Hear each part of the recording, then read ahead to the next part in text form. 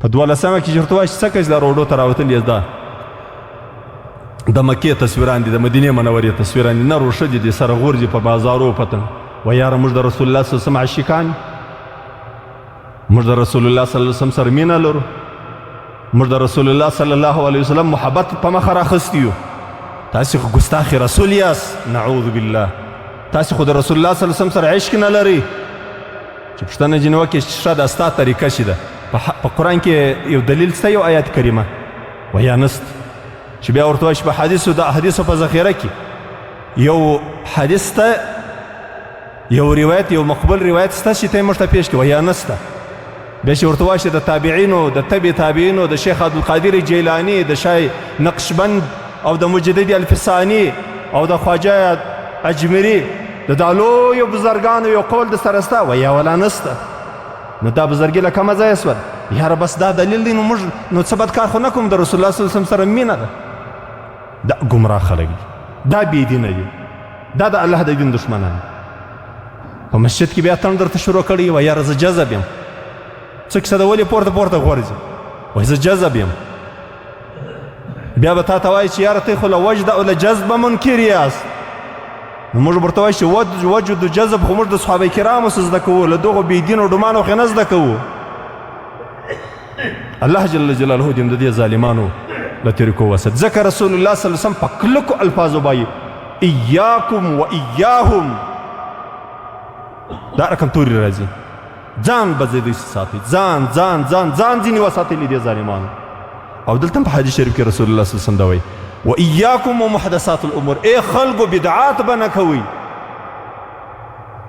یو کار د دین په نامه باندې په دین باندې په زوره مه تپئ دین هغه دی چې الله او د الله رسول درته وویل دین هغه دی چې سلف صالحینو موږ ته تشریح کوي نور بدعات ده دا به نه کوئ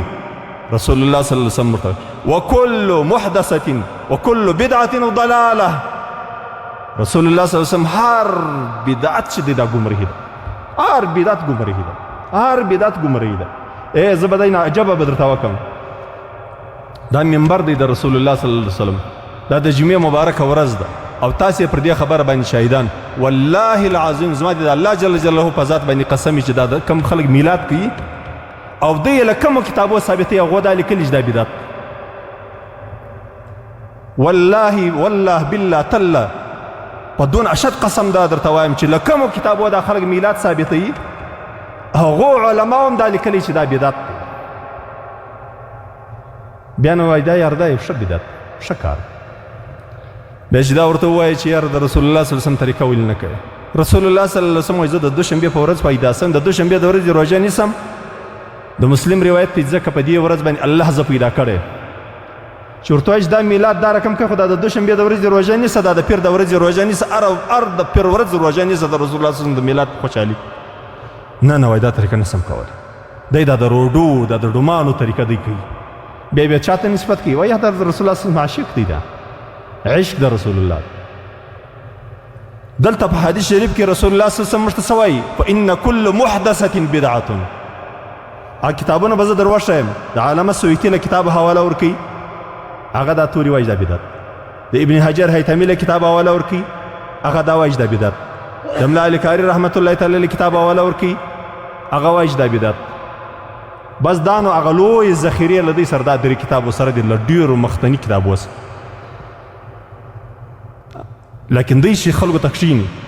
دی در دغه جمعې در لمانځه چې فرض لمونځ دی در دې له هم درته زیاتی وایي دا ډېر ضروري کار دی او پر تاسې تش یې نه کوې ته ګمراه یې پر تا باندې به مختلفې ټاپې ووایي مختلف نومان به در باندې کښېږي دلته په حدیث شریف کې رسول الله صلی الله علیه وسلم موږ ته وایي چې هر بدعت چې دی دا ګمراهي ده دا ستاسې بدعات خرافات دا د الله له دینه سره ټکر دا د رسول الله صلی الله علیه وسلم له قول سره ټکر دا د اسلام د مقدساتو سره ټکر دا ګمراهي ده په دې لارو باندې به نه ځي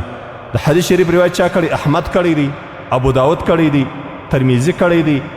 ابن ماجه کړی دی دا ټولو کتابو د دې حدیث شریف روایت کړی